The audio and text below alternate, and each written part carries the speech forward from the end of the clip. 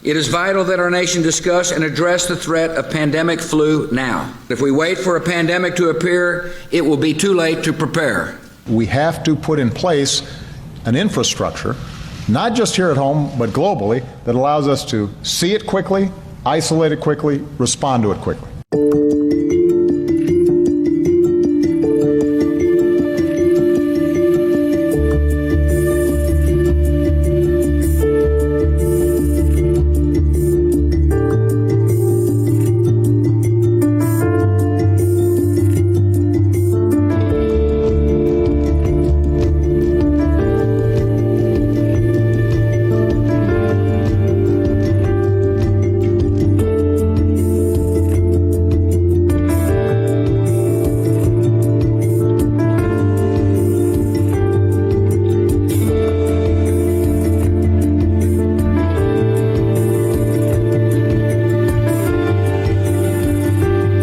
With the threat of bioterrorism knocking at our door, we can't afford to be caught off guard, because it's only in the movies like Outbreak that we can save the world from a deadly virus in just 24 hours. And this year alone, the initiative is expanding its activities in a number of key areas.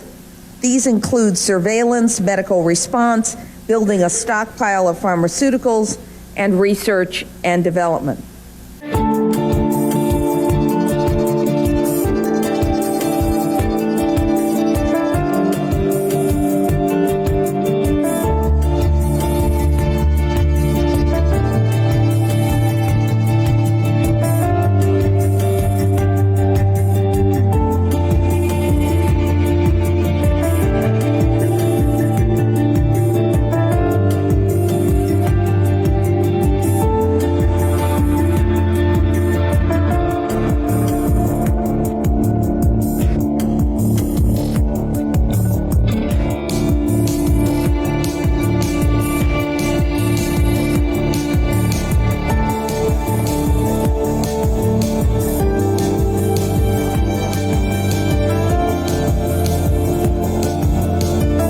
Bush administration, when they came in, abolished the office altogether until, of course, 9/11.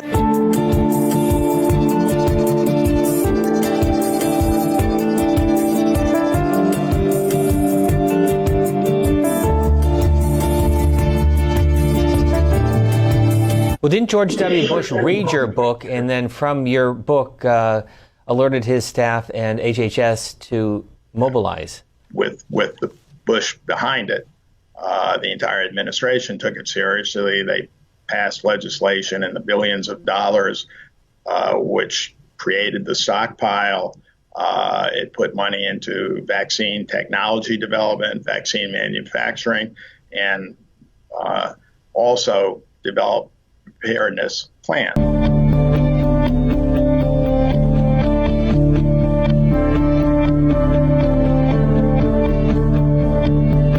We developed these plans and that curve, concept in 2006 in the then Bush White House when we tried to apply it to a pandemic influenza strategy.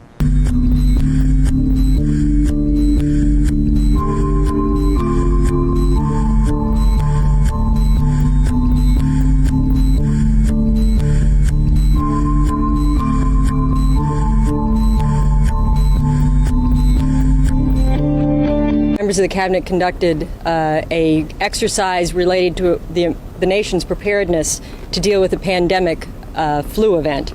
The President's made perfectly clear that our number one priority is, in the event of a pandemic, is to save lives. The President has a plan to do just that.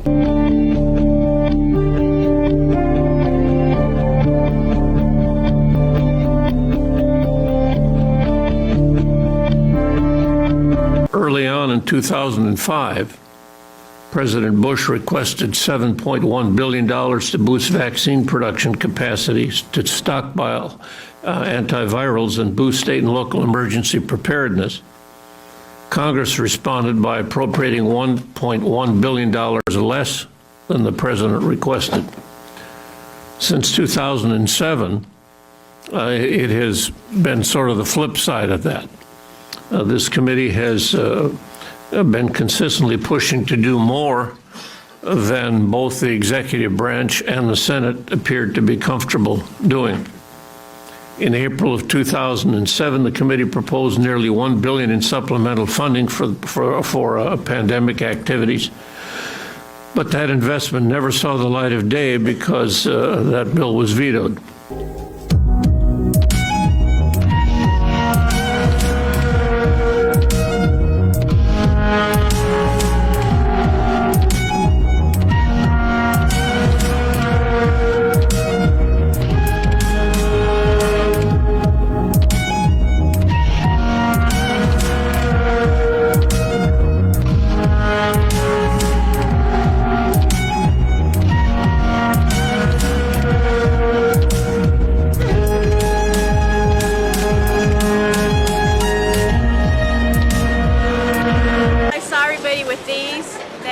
Okay, just for protection, to go ahead and wear it.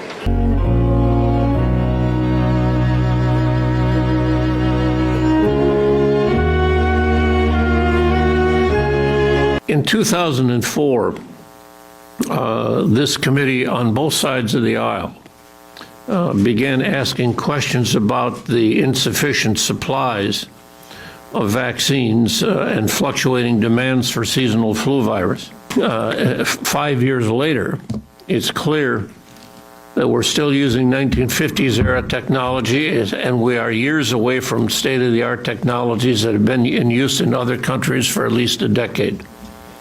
U.S. vaccine production capacity is still completely inadequate. H1N1 vaccine supplies are lagging far behind the need.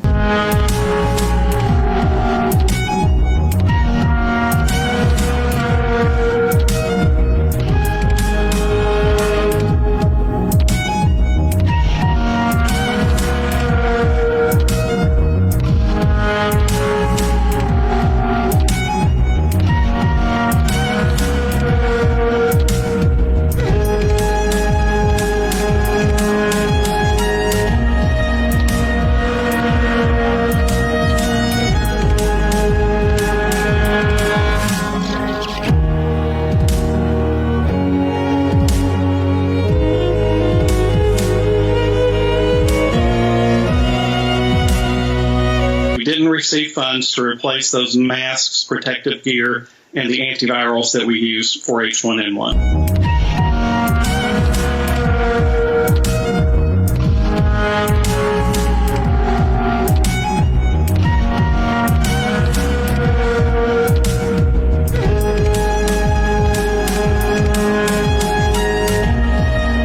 There may and likely will come a time in which we have both an airborne disease that is deadly.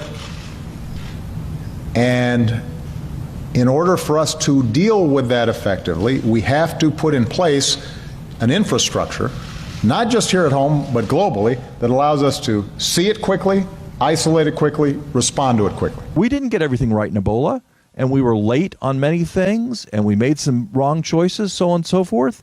But what we did was we had a process that everyone in the government understood how it worked.